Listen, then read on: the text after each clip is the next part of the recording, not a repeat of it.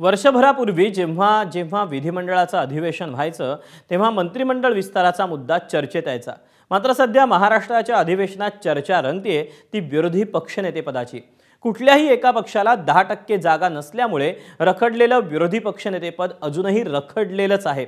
याच विषयावरून आज विरोधकांनी सरकारला जाब विचारत कोंडीत पकडण्याचा प्रयत्न केला, तर विधानसभा अध्यक्षांनी मात्र लवकरच निर्णय होईल असं म्हणत हे पद मिळणार की नाही याचं कुठलंही ठोस उत्तर हे दिलेलंच नाहीये। याचाच आढावा घेणारा हा स्पेशल रिपोर्ट पाहूया। आज ह्या देशाचे सरन्यायाधीश येत आहेत अध्यक्ष महोदय, आम्हाला त्यांच्या समोर लोकशाहीचा गळा कसा घोटला जातो अध्यक्ष महोदय हे आम्हाला सांगावं लागणार आहे। तुम्ही आता या क्षणी तारीख सांगा असं कसं म्हणता येईल? असं नाही म्हणता येणार ना। मी लवकरात लवकर सगळ्या कायदेशीर तरतुदींचा विचार करून, प्रथा परंपरेचा विचार करून लवकरच निर्णय घेईन। पावसाळी अधिवेशनातला आजचा दिवस गाजला तो विरोधी पक्षनेतेपदाच्या मुद्द्यावर। देवेंद्र फडणवीस सरकार सत्तेवर येऊन 7 महिने उलटले असले तरी विरोधी पक्षनेतेपदाची निवड करण्यात आलेली नाही। गेल्या अर्थसंकल्पीय अधिवेशनात निकाली न निघालेला हा मुद्दा या अधिवेशनात विरोधकांनी जोरकसपणे सभागृहात मांडला।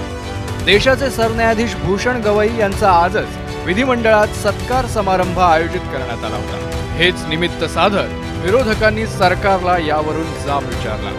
आज देशाचे चीफ जस्टिस येत असताना आज महाराष्ट्राचं विधिमंडळ त्यांचं जेव्हा स्वागत करेल तर त्या स्वागताकरता या विधानसभेचे विरोधी पक्षनेता ही जागा मोकळी असणार आहे आणि विरोधी पक्ष या नात्यानं त्यांचं स्वागत होणार नाहीये। पहिले लोकसभेचे अध्यक्ष दादासाहेब मावळणकर यांच्या काही त्यावेळच्या निर्णयाचा रेफरन्स दिला जात होता, त्या सगळ्यावर चर्चा झालेली आहे आणि आपल्याकडून विधिमंडळाकडून मला पत्र देखील आले आहे। भास्कर जाधवांच्या या मुद्द्यावर बोलण्यापूर्वीच प्रश्नोत्तराचा तास करू असं सांगत फडणवीसांनी या विषयावर चर्चा करायची तयारी दाखवली।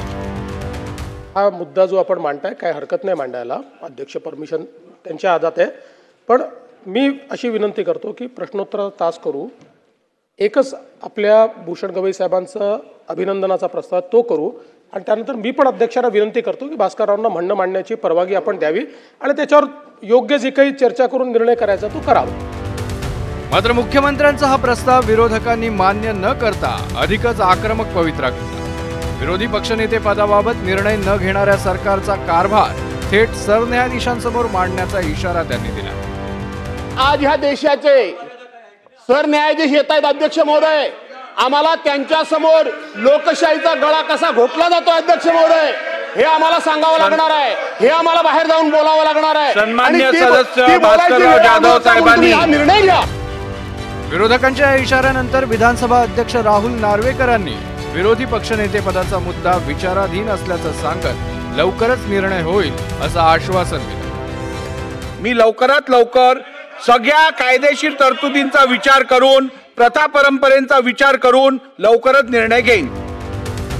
मात्र या उत्तरानं समाधान न झालेल्या विरोधकांनी सरकारला हा निर्णय लवकरच घेण्याची मागणी केली। सरन्यायाधीश विधिमंडळात असताना विरोधी पक्षनेता नसणं योग्य नाही असं म्हणत तातडीनं विरोधी पक्षनेतेपदाची नियुक्ती करण्याची मागणी केली। विरोधी पक्षनेतेपद होत नाही किंवा ती खुर्ची खाली ठेवली जाते, हे किती काळ चालणार आहे? शेवटी या दोनही बाजू, सत्ता आणि विरोधी, या दोनही बाजू व्यवस्थितपणे या सभागृहामध्ये मांडल्या गेल्या पाहिजे। माननीय सर्वोच्च न्यायालयाचे न्यायमूर्ती यांचं आगमन होत आहे, पण आता आम्हाला पायरीवर नाही पण या सभागृहामध्ये तोपर्यंत तरी किमान आम्हाला न्याय मिळत नाही अशी आमची भावना आहे।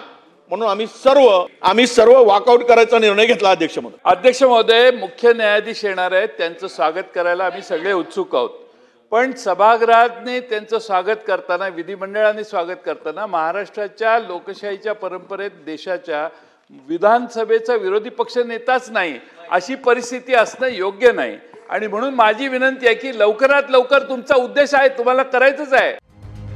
मात्र मुख्यमंत्र्यांनी जयंत पाटलांच्या या मागणीला तातडीनं आक्षेप घेत विरोधी पक्षनेतेपदाचा निर्णय असा इन्स्टंट होणं शक्य नसल्याचं सांगितलं।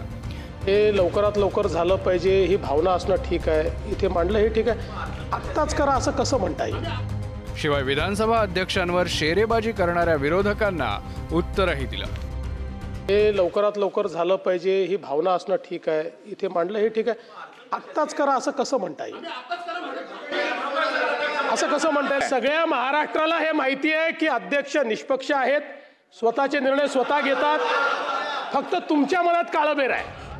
अखेर सरकारकडून विरोधी पक्षनेतेपदाच्या नियुक्तीबाबत कुठलंही ठोस आश्वासन न मिळाल्यामुळे विरोधकांनी सरन्यायाधीशांना याबाबत निवेदन दिलं. विरोधी पक्षनेतेपद न देऊन सरकार घटनेची पायमल्ली करत असल्याची तक्रार विरोधी पक्षांनी या निवेदनातून मांडली. महाराष्ट्र विधानसभेच्या सार्वत्रिक निवडणुका 20 नोव्हेंबर 2024 रोजी घेण्यात आल्या होत्या. विधानसभेचं दुसरं सत्र सुरू आहे. हे सत्र सुरू असताना देखील आज मितीपर्यंत विरोधी पक्षनेत्यांची निवड माननीय विधानसभा अध्यक्ष यांच्याकडून करण्यात आलेली नाही.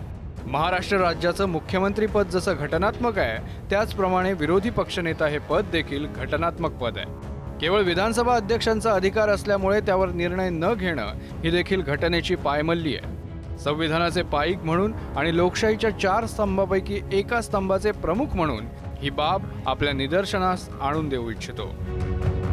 मेजॉरिटी नसताना काय तर 2 खासदार असताना देखील 16 खासदार असताना देखील जे प्रधानमंत्री होऊ शकतात, जिथे मायनॉरिटी गव्हर्नमेंट असेल किंवा युतीचं सरकार होऊ शकतं, आघाडीचं सरकार होऊ शकतं. तसंच आज परिस्थिती ही आहे की महाराष्ट्रामध्ये विधानसभेत जवळपास 1.25 ते 200 आमदार हे सत्ताधारी बाकावर असताना देखील सत्ताधाऱ्यांना विरोधी पक्षाची काय एवढी भीती वाटते की एक विरोधी पक्ष नेतेपद हे सत्ताधाऱ्यांना देऊ शकत नाहीत, हे पत्राद्वारे आम्ही अवगत केलेलं आहे. गेल्या अर्थसंकल्पीय अधिवेशनात विरोधी पक्षनेतेपदासाठी भास्कर जाधव यांच्या नावाची विधिमंडळाकडे शिफारस करण्यात आली होती. मात्र शेवटच्या दिवशी हा प्रस्ताव स्वीकारण्यात आला नाही. याच मुद्द्यावर उद्धव ठाकरेंनी विधिमंडळात पक्षाच्या आमदारांची सोमवारी बैठक घेतली होती. त्यानंतर आजही विरोधी पक्षाच्या बैठकीत हा मुद्दा जोरदारपणे उचलण्यावर शिक्कामोर्तब झालं होतं. सर्वसामान्य जनतेचे प्रश्न मांडत सरकारला धारेवर धरणं हे खरं तर विरोधी पक्षनेत्याचं मुख्य काम.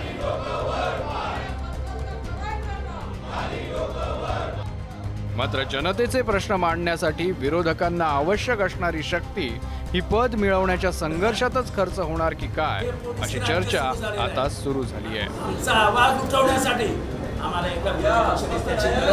ब्युरो रिपोर्ट, एबीपी माझा. एबीपी माझा, उघडा डोळे बघा नीट.